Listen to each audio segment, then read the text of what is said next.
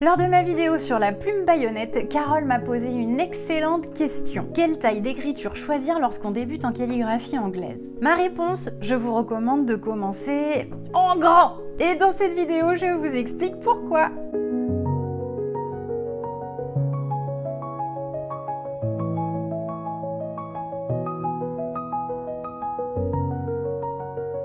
Lorsqu'on se lance en calligraphie anglaise, évidemment, on n'a qu'une hâte, c'est de calligraphier de longues lettres. Et parfois, on a une petite écriture dans notre quotidien, et calligraphier en grand, ça nous semble pas très beau. Cette vidéo risque probablement de vous décevoir, et je vois des hordes de lances se profiler à l'horizon. Mais je vais tout de même tenter de vous exposer les raisons qui me poussent à vous conseiller de démarrer en grand si vous êtes débutant en calligraphie anglaise.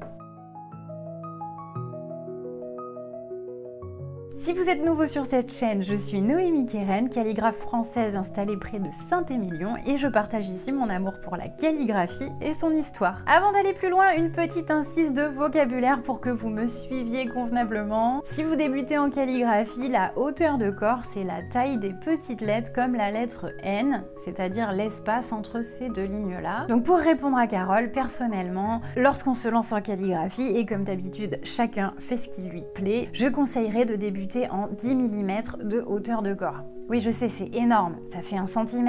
Oui, 1 cm de hauteur de corps. Et pourtant, je peux vous assurer que plus vous passerez de temps à calligraphier en écriture grosse, comme on dit, plus vous gagnerez en aisance. Je vous explique. Le premier avantage, c'est que lorsqu'on écrit gros, bien on y voit bien, tout simplement. Alors évidemment, privilégiez une écriture foncée. Oubliez le jaune pâle sur fond blanc, vous n'y verrez rien. Donc une fois muni d'une encre foncée, optez pour un papier blanc avec des lignes adaptées. Vous pouvez télécharger les guidanes gratuitement sur mon blog, je vous mets le lien dans la description. Et d'ailleurs, j'ai aussi fait une vidéo pour vous expliquer comment s'en servir, donc ça peut vous être utile. Quand je dis qu'écrire gros permet de bien y voir, c'est parce qu'en écrivant gros, vous apprenez à voir convenablement les proportions de chaque lettre en détail. Vous affinez donc votre sens de l'observation qui est selon moi la première clé pour s'améliorer en calligraphie. C'est un art d'appréhension de l'espace, donc c'est vraiment votre capacité à vous repérer dans l'espace qui est la compétence numéro 1 à développer. Il y a plein d'autres activités qui développent ça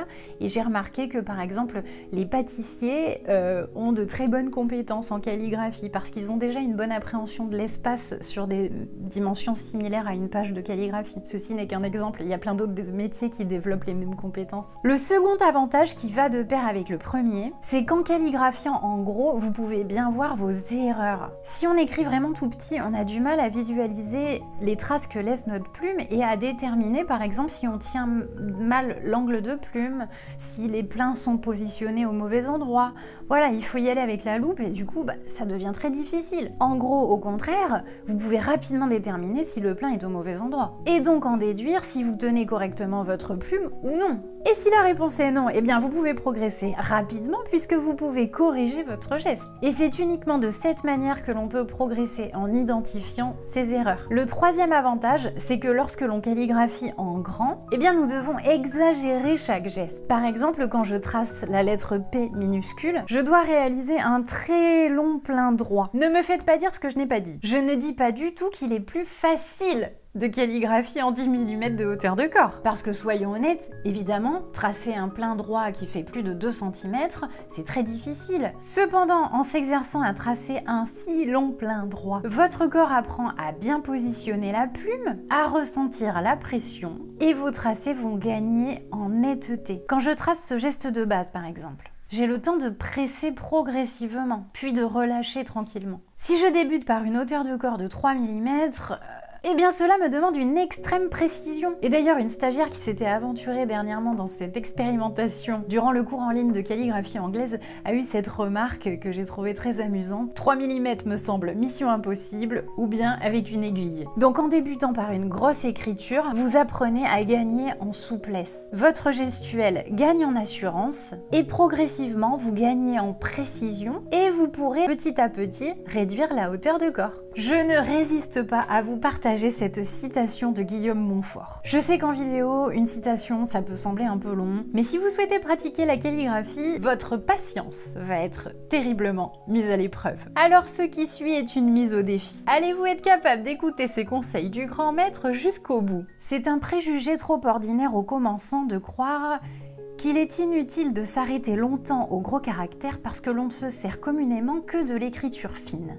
Mais comment faire contracter aux doigts la souplesse nécessaire sans les avoir longtemps exercés à des mouvements assez grands pour vaincre leur raideur naturelle? Comment reconnaître la vraie forme des caractères si on ne l'a étudié dans des figures assez étendues pour rendre sensibles les moindres défauts?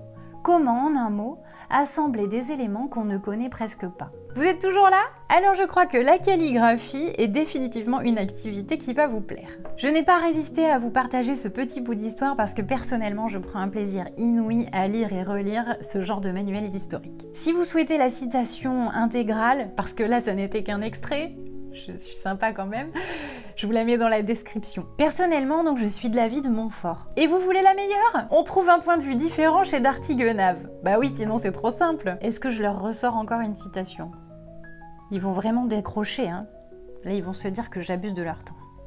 Bon, de toute façon, ce serait dommage de priver ceux que ça pourrait intéresser. Ouais. Bon, ouais. Allez. Donc chez d'Artiguenave, on trouve le même conseil, mais mitigé. Vous êtes prêts?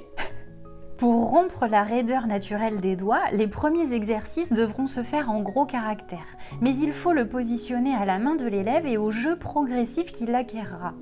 Un trop gros caractère, loin de délier les doigts, les fatigue, les engourdit et force à se servir du bras dans l'exécution. Toutefois, un caractère d'une grosseur convenable a l'avantage de montrer avec plus d'évidence les effets de la plume, de donner une idée juste de la forme des lettres et de rendre sensibles leurs moindres défauts. Sur la fin quand même, il rejoint notre cher Montfort. Vous l'aurez compris, cette vidéo n'a pas vocation à ériger une dictature de la calligraphie anglaise, mais plutôt à vous accompagner dans vos réflexions sur la manière dont vous pouvez vous exercer. Je n'ai aucunement la vérité absolue, seulement des expériences avec les stagiaires que j'accueille à Saint-Émilion, mes élèves qui viennent à mes cours de manière hebdomadaire, quelques années de pratique et puis bien sûr la lecture de ces ouvrages de maîtres écrivains. Je suis loin d'être arrivée au terme de mon apprentissage et de mes découvertes parce que la calligraphie c'est un domaine tellement riche, j'aurais jamais assez d'une vie pour tout explorer. Mais j'ai souhaité vous partager ceci en réponse à Carole d'abord, et parce que ce sont des questions qui reviennent très souvent. Et j'espère que cette vidéo vous sera utile. D'ailleurs, si c'est le cas, n'hésitez pas à me le faire savoir juste en dessous de cette vidéo. Et si vous voulez en savoir davantage sur la calligraphie anglaise, j'ai publié tout un tas de vidéos sur le sujet, donc n'hésitez pas à aller regarder. Je vous remercie d'avoir suivi cette vidéo jusqu'au bout et je vous souhaite de bien belles lettres. Je vous donne rendez-vous jeudi prochain à 17 h.